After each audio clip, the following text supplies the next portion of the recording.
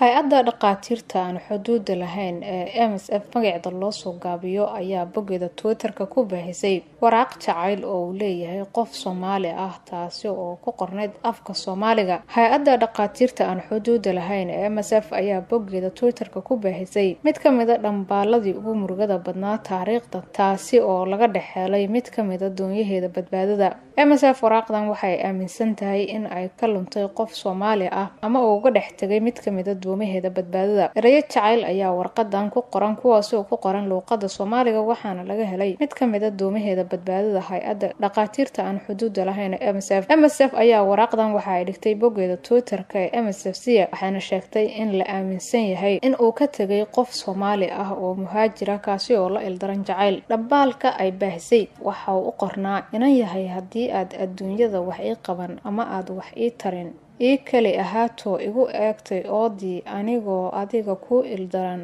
urugada iyo dhibtaan qabo kama oon baxaye aroos meyle.